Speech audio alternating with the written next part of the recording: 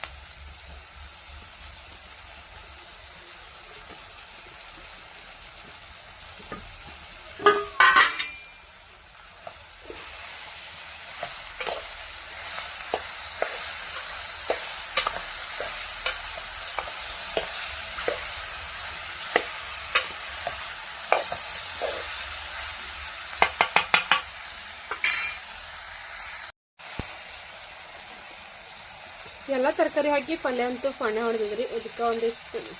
ಇದಕ್ಕೆ ಖಾರ ಹಾಕ್ಕೊಂಡಿದ್ದಿಲ್ಲ ನಾನು ಮೊದಲಿಗೆ, ಅದಕ್ಕೆ ಇದಕ್ಕೆ ಖಾರ ಹಾಕ್ಕೊತೀನಿ. ಇದಕ್ಕೆ ಹಸಿ ಮೆಣಸಿನ್ಕಾಯಿ ಬೇನೆ ಹೋಳಿ ಹಾಕಿದ್ನಲ್ರಿ, ಹಾಗಾಗಿ ಖಾರ ಸ್ವಲ್ಪ ಹಾಕಿನಿ, ಜಾಸ್ತಿ ಏನು ಹಾಕಿಲ್ಲ. ಅದು ಬೇರೆ ಖಾರ ಬಿಡುತ್ತೆ ಅಂತ ಹೇಳ್ಕೊಂಡು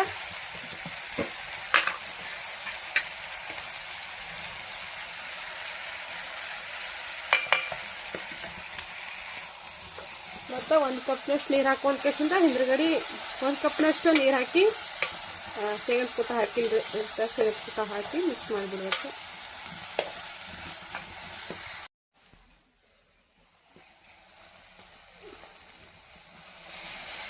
ಒಂದು ಸ್ವಲ್ಪ ನೀರು ಹಾಕೊಂಡು ಹಾಕಿನ್ರಿ. ಇದಕ್ಕೆ ಜಾಸ್ತಿನ ಹಾಕಿಲ್ಲ, ಒಂದು 2 ಕಪ್ನಷ್ಟು ಹಾಕಿನಿ. ಜಾಸ್ತಿ ತಿಳಿ ಐತಂದ್ರೆ ಅದು ಸರಿಯಾಗಿ ಹಂಗಿಲ್ಲ, ಅದಕ್ಕಾಗಿ ಶೇಂಗದ ಹಿಂಡಿ ಹಾಕ್ತೀನಿ ಅಲ್ರಿ. ಶೇಂಗದ ಹಿಂಡಿ ಹಾಕಿದ್ಮೇಲೆ ಪೂರ್ತಿ ಮತ್ತು ಭಾಳಷ್ಟು ಗಟ್ಟಿ ಆಯ್ತು ಅಂತ ಹೇಳ್ಕೇಸಿಂದ ಸ್ವಲ್ಪ ನೀರು ಹಾಕಿಬಿಟ್ಟಿದ್ದ. ಅಂದ್ರೆ ಬದ್ನಿಕಾಯಿ ಅದು ನಾವು ಗಟ್ಟಿಲ್ಲ, ಅದಕ್ಕಾಗಿ ಸ್ವಲ್ಪ ಹಾಕಿ ನೀರು. ಇವಾಗ ಅದಿಷ್ಟು ಶೇಂಗದ ಪುಟ್ಟ ಹಾಕಿಬಿಟ್ರೆ ಆಯ್ತು ಪಲ್ಯ ಅದು. ಇವಾಗ ಪಲ್ಯ ಅಂತ ಮಾಡೇನ್ರಿ. ಇದಕ್ಕೆ ಪೂರ್ತಿಯಾಗಿ ಎಲ್ಲ ತರಕಾರಿ ಹಾಕ್ಬಿಟ್ಟೀನಿ. ಹೀರೆಕಾಯಿ ಮತ್ತು ಬಟಾಟಿ, ಬದ್ನಿಕಾಯಿ, ಹಸಿಮೆಣ್ಸಿನ್ಕಾಯಿ, ಕಗ್ ಟಮಾಟಿ, ಹಣ್ಣು ಟಮಾಟಿ, ಮತ್ತು ಒಂದಿಷ್ಟು ಬದ್ನಿಕಾಯಿ ಅದೆಲ್ಲ ಹಾಕಿ ಪಣ್ಣೆ ಹೊಡೆದ ಪಲ್ಯ ಅಂತೂ ಕುದಿದ್ರಿಗೆ ಒಂದಿಷ್ಟು ರೊಟ್ಟಿ ಮಾಡಿ ತೆಗಿಬೇಕು. ಇದ್ರ ಮೇಲೆ ಇವತ್ತಂತೇನೋ ಹೊಲಕ್ಕೇನು ಹೋಗಂಗಿಲ್ಲ ರೀ. ಆಮೇಲೆ ಒಂದು ಸ್ವಲ್ಪ ಕೊತ್ತಂಬರಿ ಉದುರಿಸ್ಬಿಟ್ಟಿದ್ರಿ. ಕೊತ್ತಂಬರಿ ಉದ್ದು ಪಣ್ಣದ ಹಾಕಿದ್ರೆ ಎಲ್ಲ ವಾಸ ಹೋಗ್ಬಿಡೋದಂತೆ ಸ್ವಲ್ಪ ಮ್ಯಾಲೆ ಹಾಕಿಬಿಟ್ಟಿದ್ದ. ಚಪಾತಿ ಮಾಡ್ಲಿಕ್ಕೆ ಹಿಟ್ಟು ನಾದಿಟ್ಟಿನಿ ರೀ. ಇವತ್ತು ತಗಡಿನ ಮೇಲೆ ಚಪಾತಿ ಮಾಡ್ಬೇಕಂತೇಳಿ ತಗಡ ತೊಗೊಂಡು, ಯಾಕಂದ್ರೆ ತಗಡಿನ ಮೇಗಿನ ಚಪಾತಿ ಜಾಸ್ತಿ ಮಾಡಂಗಿಲ್ಲ ರೀ ನಾನು.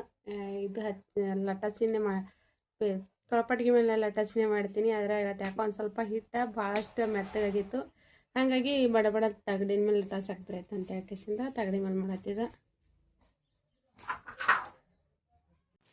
ನಿನ್ನೆ ಒಂದಿಷ್ಟು ಅಕ್ಕಿ ಹಿಟ್ಟು ಅರ್ದಿಟ್ಟಿದ್ರಿ. ಅದ್ರ ನಿನ್ನೆ ಬರೀ ದೋಸೆ ಮಾಡಿಟ್ಟಿದ್ದ. ಹಾಗಾಗಿಸಿಂದ ಪಡ್ ಮಾಡಬೇಕಾದ್ರಂತೂ ಆಗಿಂದಾಗ ಯಾಕೋ ಪಡ್ ಬರಲಿಲ್ಲ.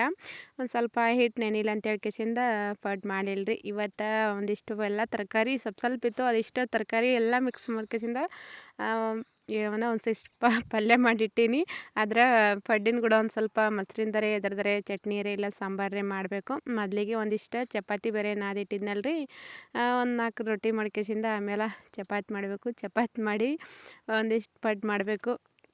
ನಮ್ಮ ಜಟ್ಟಂದಂತೂ ಹೋಮ್ವರ್ಕ್ ಮಾಡಿದ್ರೆ ₹1 ಹೋಮ್ವರ್ಕ್ ಬರ್ದಿಲ್ಲ ಅಂತ ಈಗ ಹೋಮ್ವರ್ಕ್ ಮಾಡತ್ತಿದ್ದನು.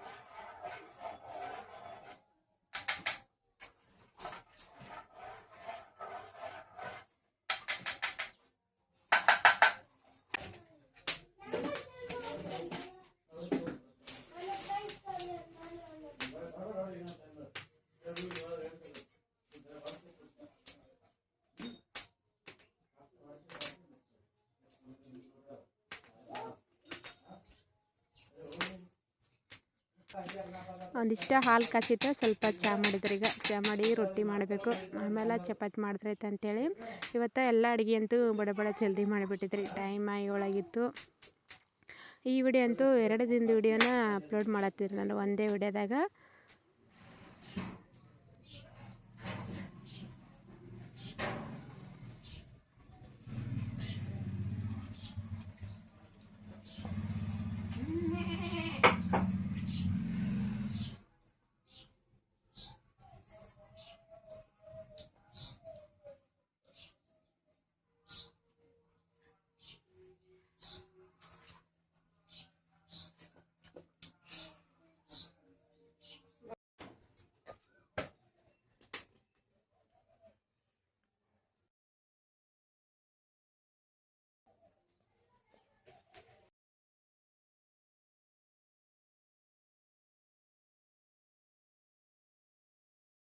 ಫಸ್ಟ್ ನಾನು ರೊಟ್ಟಿನೇ ಮಾಡತ್ತಿದ್ರಿ.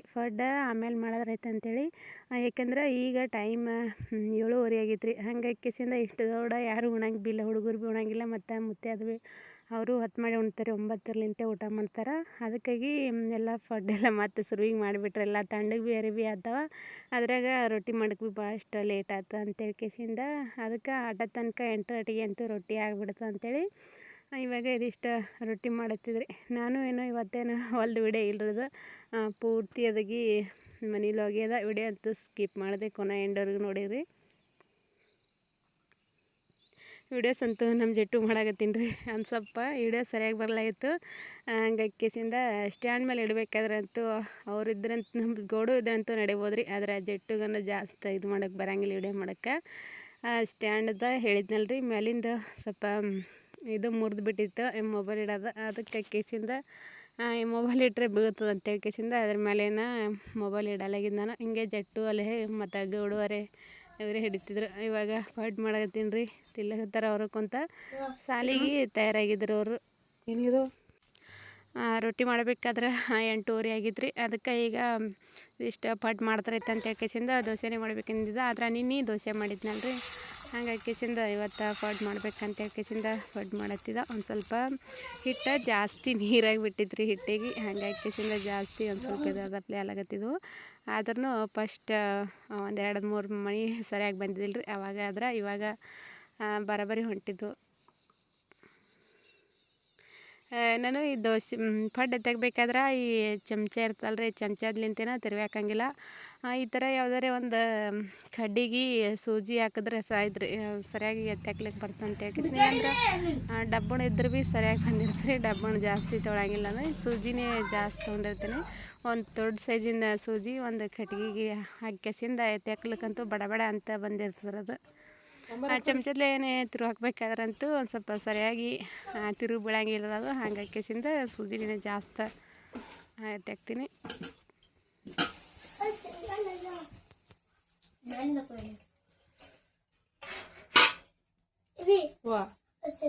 ಏನು ಸಿಗಲ್ಲ ಈಗ ಯಾಕೆ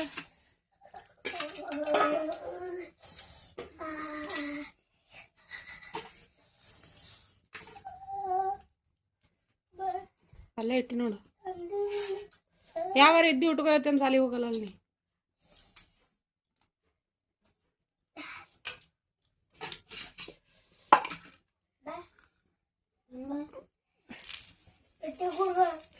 ಯಾಕೆ ಸಾಲಿ ಹೋಗೋದ ಉಳುಗ್ತಾಳ ಮತ್ತು ನಾ ಇದಿಷ್ಟು ಅದ ಪಡ್ಡಾಗನ ಹುಡ್ಕಾಡ್ಕೊಡ್ತೀನಿ. ಯಾರು ಹುಡ್ಕೋದೇವು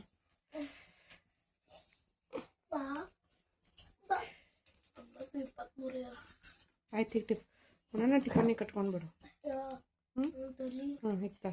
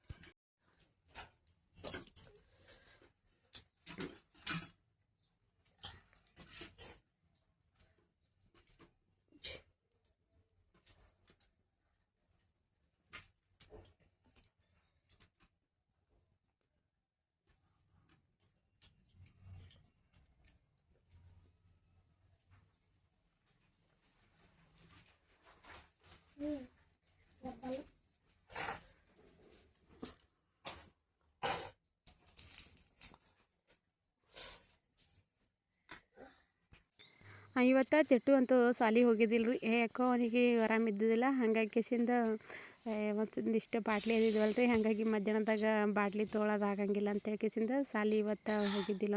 ಗೋಡು ಒಬ್ಬನೇ ಹೋಗ್ತಾನ ಮತ್ತು ಚೆನ್ನಮ್ಮ ಹೋಗಿರ್ತಾಳೆ. ಇವತ್ತೊಂದು ದಿನ ಬಿಡೋಪ್ಪ ಅಂತೇಳಿ ಅವನಿಗೆ ನಿನ್ನೆ ಅದಕ್ಕೆ ದವಾಖಾನೆ ತೋರಿಸ್ಕೊಂಬಂದಿದ್ರು. ಅದರ ಮಧ್ಯಾಹ್ನದ ಒಂದಿಷ್ಟು ಡ್ರಾಪ್ ಅದಿದ್ದವ್ರು ಹಾಕವು. ಅದಕ್ಕಾಗಿ ಇವತ್ತಿನ ಸಾಲಿಗೆ ಬಿಡಿಸಿದ್ದೆವು ಮನೆಗೆ.